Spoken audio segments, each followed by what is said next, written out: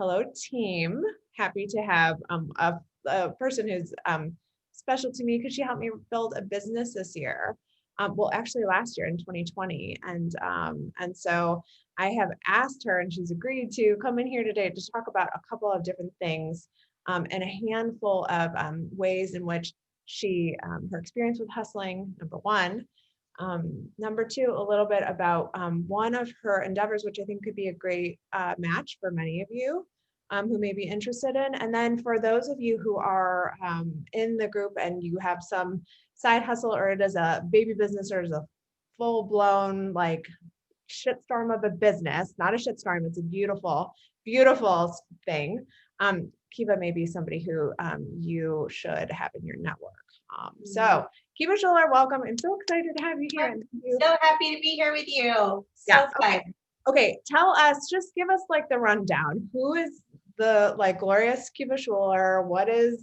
How did you get to this moment in 2021? Give us like the kind of like, the version that you'd like to share. I mean, I think like many of the women in this group, I had a very professional start to my career. I worked in finance and had a big fancy job and made great money, was traveling all over, and when I had my kids, I knew that path needed to shift.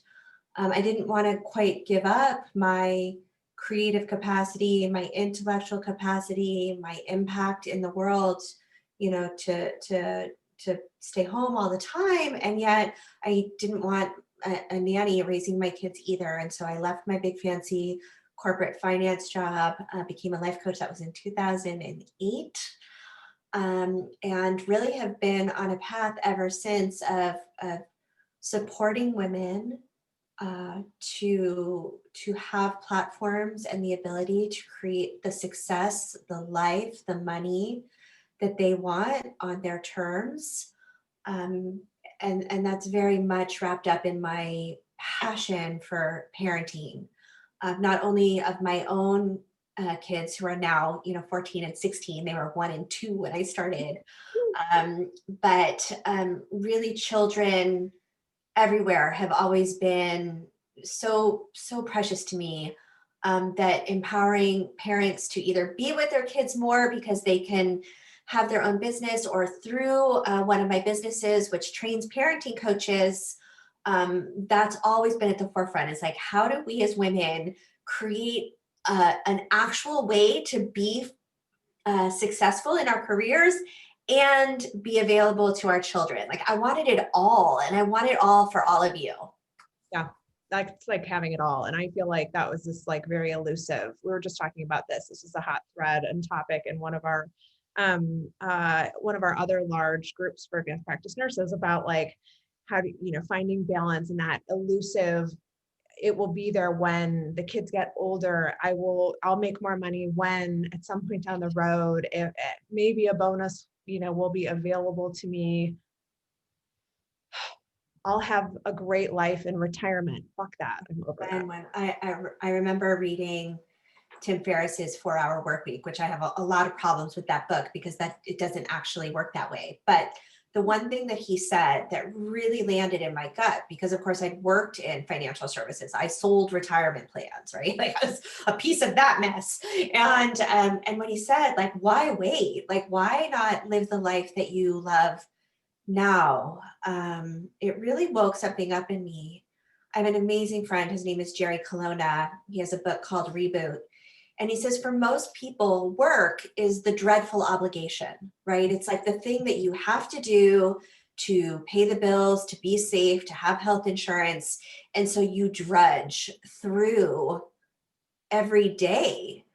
And there are some of us who, like, God, am I grateful? And forehead to the floor is one of my things. So that's why I do that. Like, forehead to the floor, grateful that is not the case for me. Like, I would work all day, every day. I love it. It's fun as heck.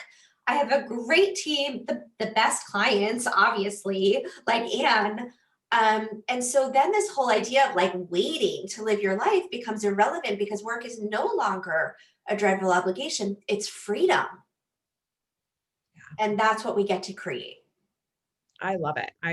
And I think too, for many people in this group who I don't know if they would outright say that freedom is a core value that's important to them, but that's one of mine. And that's one of the reasons that I love this idea of side hustles, right? I mean, if I can diversify my income streams, if I can, think of different ways that I can make some money, whether it's, we have some people on here who are selling things on Facebook Marketplace and turning a buck, right? We have some people who on here who are running large private practices and telehealth groups, who have literally gone, design these incredible businesses in the course of a year, due to the opportunity that was presented with the pandemic. Yeah. And I think many, though they may not readily identify with freedom as that value, I think that's kind of the undercurrent. I think maybe a first step would be to just understand the very true statement that the more that you have control over what you're doing with your time, the more choices you have in life.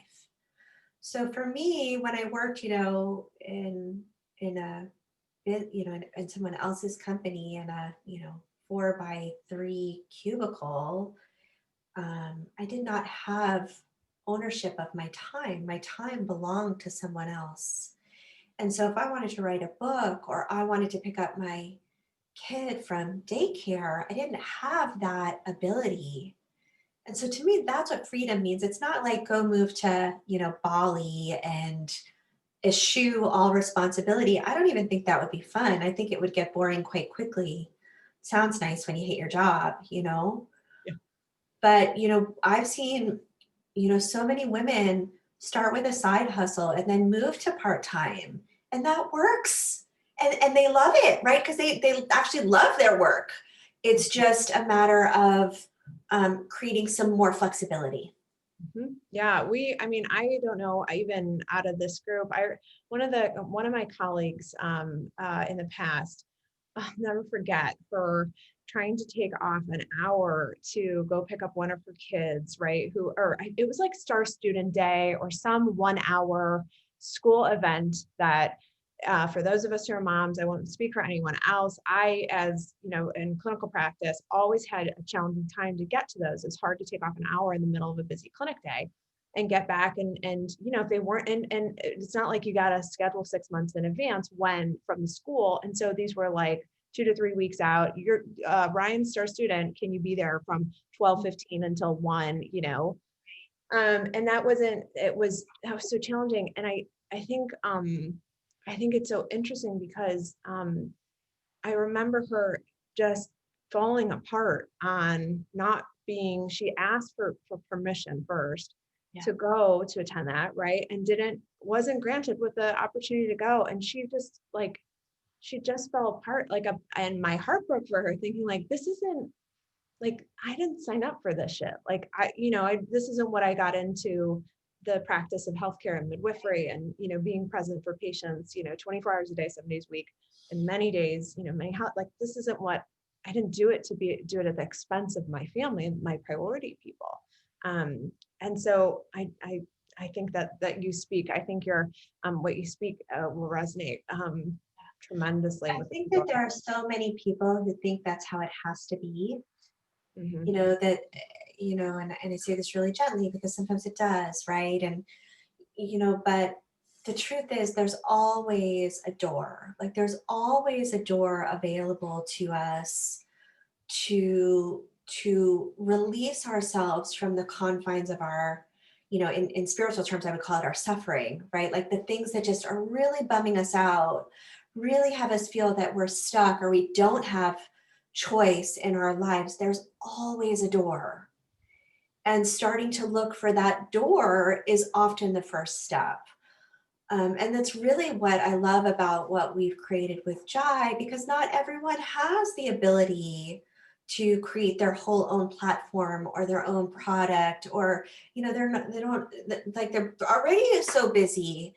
And so what I've loved about, this 10 years of training parenting coaches is we actually have a whole thing that, women who want a sidekick, who want these tools for their own relationship with their children can simply plug in to this thing that is effective and good and needed, right? Like so flipping needed in the world, and actually have a means to create a side hustle or eventually a full-time hustle or a whole platform if that's the goal, without needing to reinvent the wheel or build it from, a blank piece of paper, which is so hard, as you Yeah. know.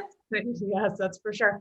Two things about that, I think, and to those people in this group, I think I would just offer myself up as an example of that, and Kiva's support in crafting a mindset around I get to choose. And you guys know, I mean, the people in this group know that I talk a lot about choices, right? We get to choose if we show up with integrity. We get to choose whether or not we commit to the work. We choose whether or not we sign the contract that may pay us shit. Like we choose, we make that choice. And just as much as we do, we have other choices as well. And so that's one, just to you, Kiva, that's a mindset that, I get to choose, Mhm. is something that I've, cultivated over the past 18 months just from working with you. So I appreciate you for that. Number one.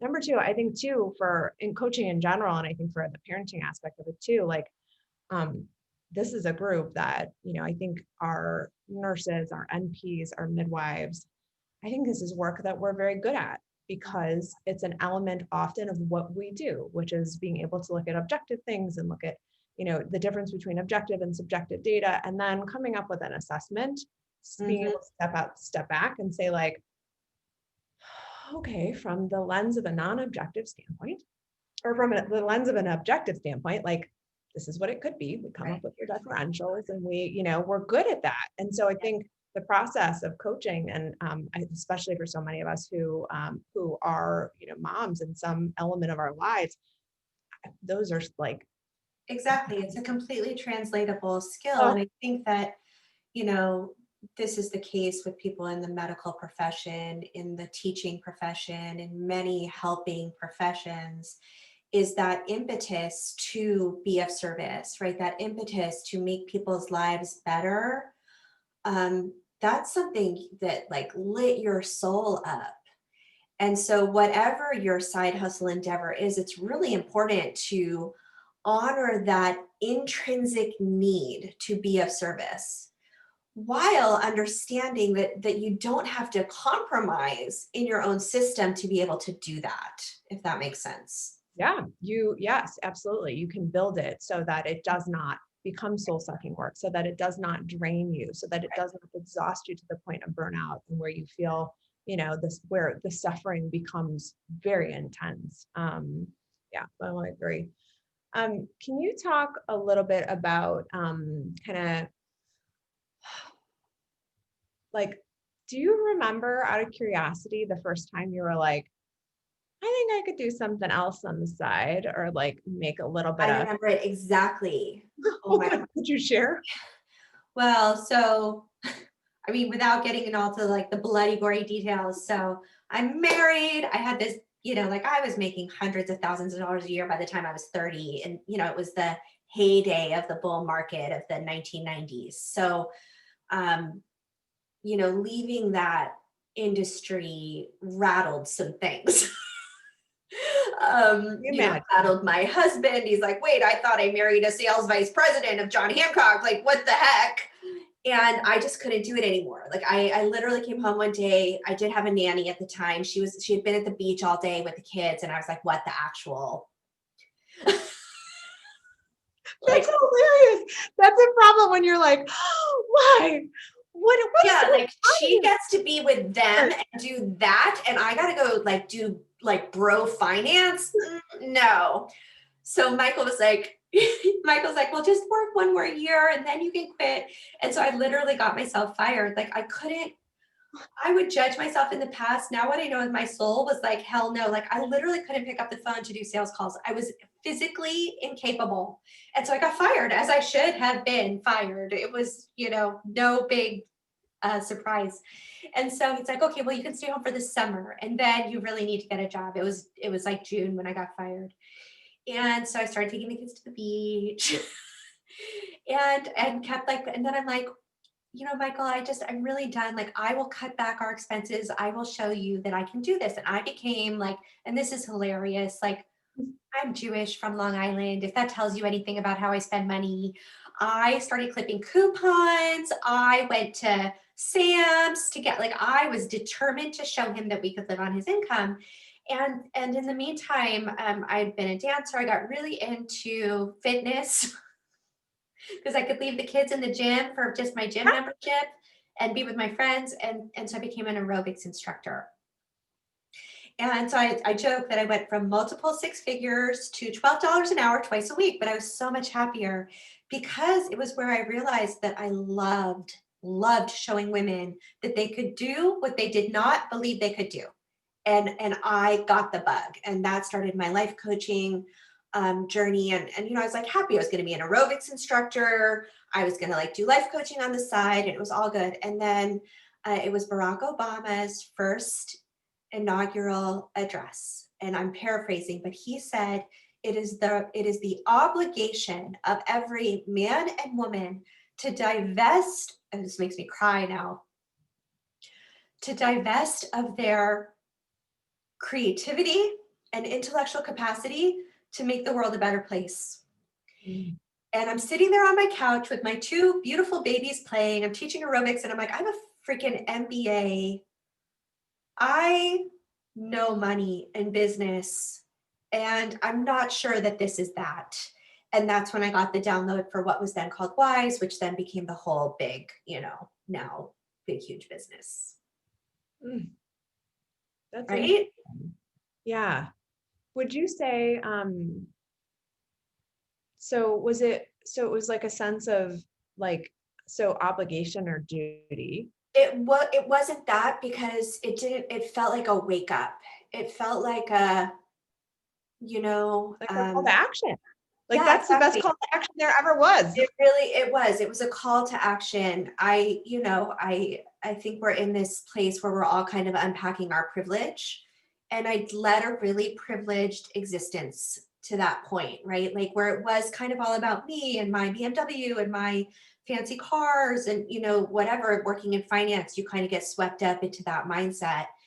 And there was a whole lot else that happened that I won't bore you with, but it was this moment of catalyzing who I knew I could be in the world. And it wasn't just teaching aerobics in Dover, New Hampshire. We just talked about this. One of our last guests was a nurse, and ended up, she had two small kids. This is Lori Brown, if you guys remember.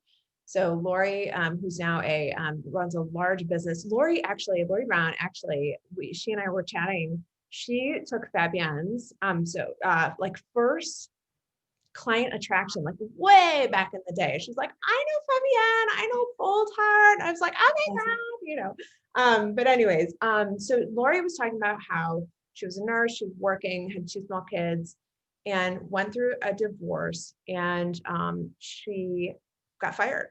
And she was like, they called me and they were like, and while she had been working on her with this divorce attorney, she was like, I could do this. Like, I kind of want to do this. So she went to law school. She became a lawyer. She has a huge business now, and she provides services for all sorts of like legal services for nurses. It's super cool.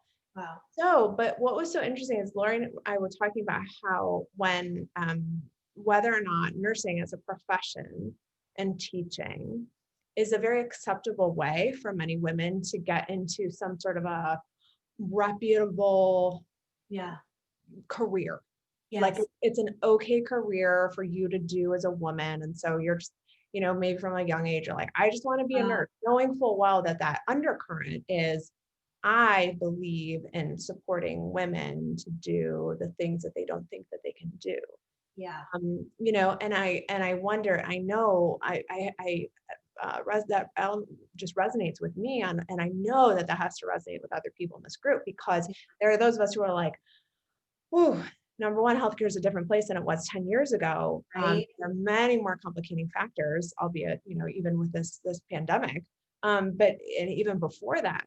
But in addition, like many of us though we are called to midwifery or called to nursing, the reality is like we come out of it from the lens of serving, I think, often, and of giving and helping.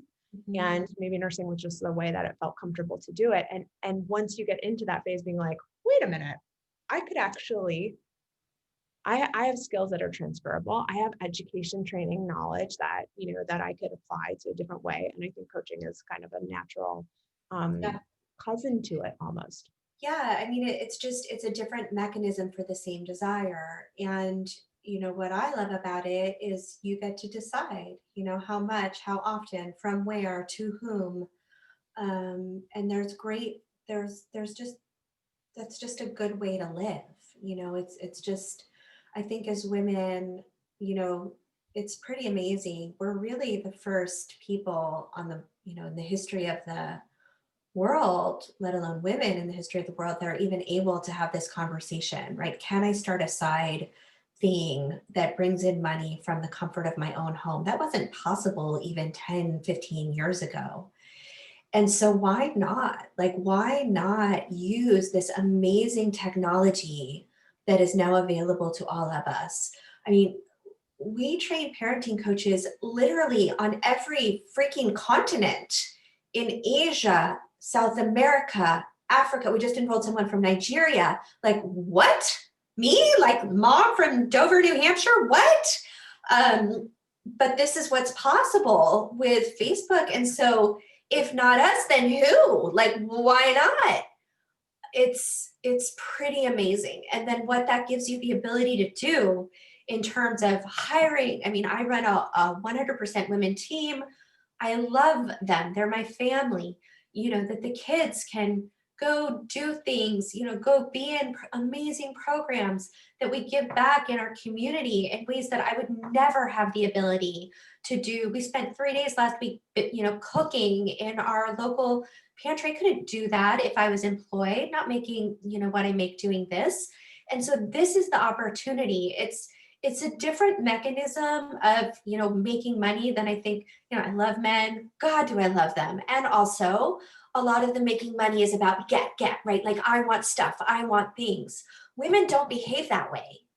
When women are fully resourced, we create solutions. I'm like on my soapbox now. Sorry, not sorry.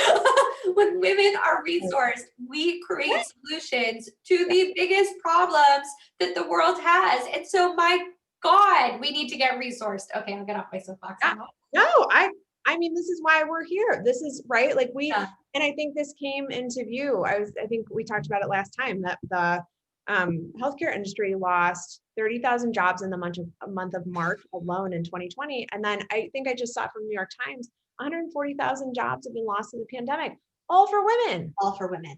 All for women. All for women. It's like, when I started doing this, when I started business coaching and creating these businesses that give women this platform, I remember saying to myself, I don't want any woman to have to stay in a marriage that she shouldn't be in, to have to stay in a job that abuses her because of money. Like, can we leave that old narrative behind? It's not okay anymore, Never was. It never was, but we didn't. I mean, like, I think of my mom. My mom is a pioneer in the media industry. Talk about a brave woman, left she was married to a lawyer, Tucson, Arizona, left practically in the dark of the night, moved us to New York City and became a nighttime copy editor at the New York Times. This is my mother.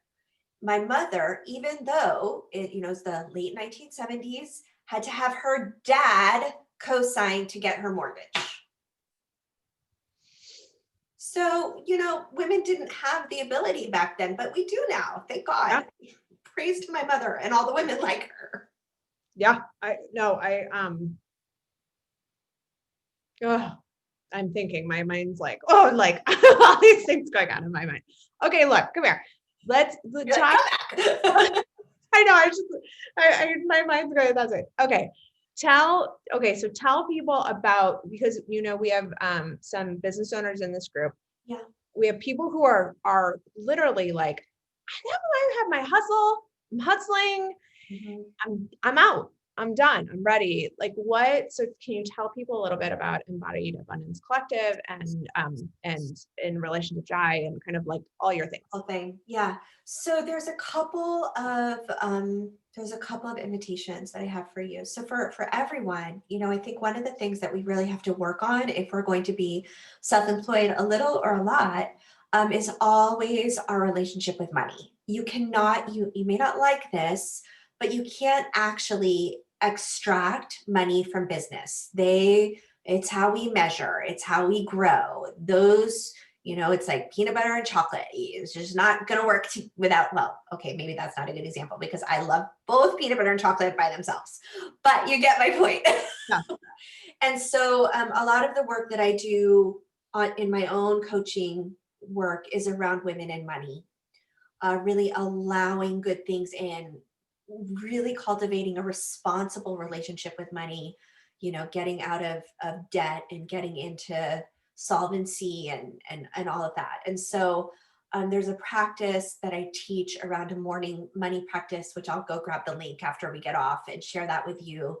But this is how Anne and I work together, is on all of the belief systems and the operating systems that we're coming from, and really this evolving frame of feminine leadership, which looks a lot different than the way that men build businesses. We have to do it differently. Without going into adrenal fatigue. So that's the one invitation. There are some, you're still looking for your thing. And so just, light invitation, if you love parenting and you love helping people. For the last 10 years through my business called the Jai Institute for Parenting, we have been training parenting coaches. And what I love about our parent coach training is it is really plug and play. It's a 6-month training. We literally show you exactly step by step how to coach parents to move from the old dominant, power over, do as I say, not as I do, using threats, using manipulation, using punishments, old way of parenting, which most of us were parented in that model, to what we call the empowered parenting model, where we actually, as parents, have the skills and tools to parent without punishments and consequences, using the tools of nonviolent communication, emotional intelligence, and brain science, so that parents can actually raise the adults that will make the future a better place for the world. When you're raised in the dominant model, and so many of us know this, you question your self-worth, you question your deservingness, you believe that you're meant to be seen and not heard. You're led to believe that your ideas aren't good. And quite frankly, we need kids to be raised with none of those limitations. Yeah. They need to believe that they are worthy, that they matter, that their voice is meant to be heard. And so this is the work we do at Jai. And it is an amazing, amazing training program, but more importantly than that, community ongoing, right? Because we stay together, we're family. So if you're interested in information on that, I think the easiest thing to do would be just to let Anne know and she can connect us, because we have a really sweet enrollment special for you guys. It wouldn't be the normal tuition, since Anne is a friend and client and all the good things. And I also just really honor nursing and can't even begin to fathom the pressure that many of you are under. And so if there's a way that I can help alleviate that, I would love to do so. Thank you. Thank you for that. Okay, good. Okay. And so just another plug, I did Kiva's 24 days to up your money game, and woo, that was like, it does up your money game. It sure did. That was a big, yep. This is why we've got the Post-it note, 20,000 flows to me with ease. This is the practices of abundance, hugely so transformational. So, which most of Kiva's work is, to be very honest. So, so you won't go wrong. Okay. So wow. fun. Thank you. Thank you. Thank you for sharing your story. Thank you for sharing the opportunity for Jai. Thank you for sharing information about Embodied Abundance Collective, which I am Thank you for sharing of. about 24 days. I didn't even think about that. So many things. Don't get it confused. Just, pick one. Don't get into overwhelm. No. We'll just come right back. So it's fine. So yes, if you guys out there, if you have any questions, please don't hesitate to reach out to me. If it's about Jai, and then Kiva, they can look up the Embodied Abundance Collective on Facebook. I'm going to go grab the link to the morning meditation practice. I have a call at 2, so I'll get it to you in the next hour or so.